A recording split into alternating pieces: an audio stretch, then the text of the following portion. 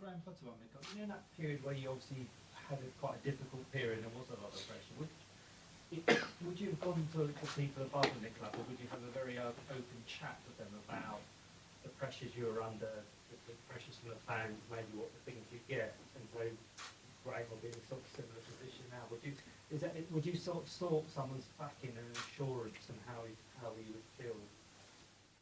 Yes, and with me they were really supportive. But at the end, you have to win football matches because you know that if that run continue, that it is unsustainable. So I knew that I had to win against Norwich and win against Burnley then and afterwards, and then everything it helps and the environment starts to get better and everybody is more confident and you can keep going. But we depend on results, unfortunately. Just talking about Everton, obviously in the game they scored from a header and there were a couple of.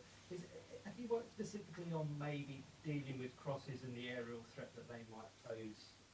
For sure, against Everton and set pieces and the direct play, you have to work on that. You have to try to prevent it. But even if you do, doesn't mean that you're gonna stop it, because when a team is so good at doing something and they practice it every day, it's not easy to stop it. But certainly we will try. Is that stopping at a source? Sorry? Is it stopping at a source? That's the best way. Nick? Hi.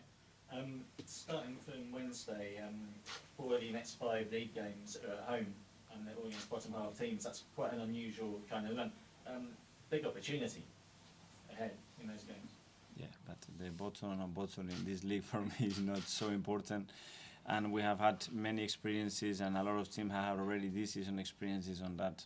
Don't take anything for granted. Tomorrow we have to earn the right to win that game, and that's going to be tough. How important is it, though, to in terms of the season, to capitalise on such a run of home games like that? 4 in 5, it is a big chance to get some momentum now. If we are where we are, it's because we've been really consistent home and away, and we're going to have to continue to that. The home form, obviously, it has to be excellent to give you the best possible chance, and we're going to have to continue to do that. And just one about goal difference, it's 10 less than City's at the moment, and you never know, at the end that can almost be an extra point. Is that in your mind at the moment? Maybe using a run like this. Well, everything is important. Obviously, when you have that advantage, that allows you an extra game sometimes, or on an extra flip. But at the moment, is what it is, and we know that we have to improve that. Mark?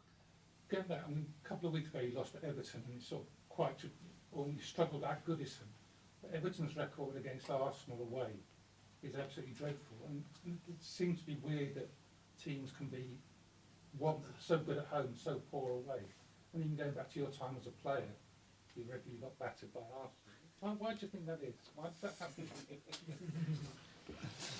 I think the home advantage is there. You know, the stats mentioned the same. We saw against COVID without the crowd what happened, which it was a really interesting thing. But when you talk about energy, when you talk about what you are able to create in any stadium, it has an effect for a home and away team. And that's why I think the Emirates has been a very different place to play in front of our crowds. But does Everton do they almost change their mentality, their tactics, and become less adventurous when they play more? I don't think there are some things that, but they do. Sometimes can you change it, or is the opponent that forces you to change it? But it is like that for many teams. Darren? What have you learned, Mikel, from last year when you did have games in hand in the race for 4th place, but ended up not getting the points? And in general, do you prefer games in hand or do you prefer points in hand? It's not that I prefer. We have to play the same amount at the end. The fixtures or circumstances like what happened for the Everton game to get postponed is what it is. And now we have a huge opportunity tomorrow to take advantage of that, and we're gonna grab it. What have you learned from last year when you did have those games in hand, but you didn't manage to win them? Well, there were really different circumstances. Obviously, we lost certain players. We didn't play well enough. We missed some big chances and opportunities in certain games. They were all different. But tomorrow we're going to need almost a perfect game to win it, for sure. Just one other one. I mean, talking about this incident with Saliba and Gabriel, and there have been other incidents as well.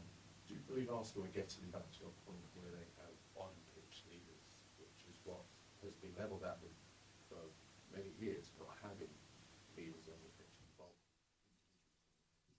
Yes, I think we have more vocal players, we have players with different mentality, and we have players with different willingness to win every single game.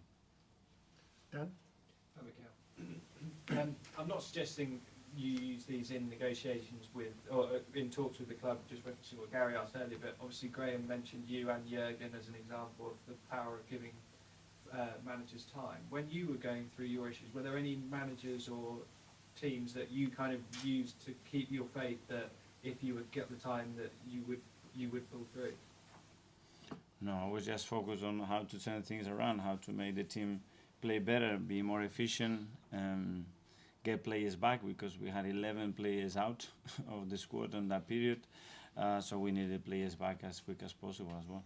And did any managers get in touch with you around that time, and would you get in touch with Graham now to kind of a solidarity of people who've been... Well, when you have a close relationship with managers, which I had in Spain, some of them were in Italy, some of them were here, of course you get in touch. Sometimes they give you support, like we all do when someone is going through a difficult, maybe not on the phone, but just at least a nice text of support. Are you able to tell us who they were? No.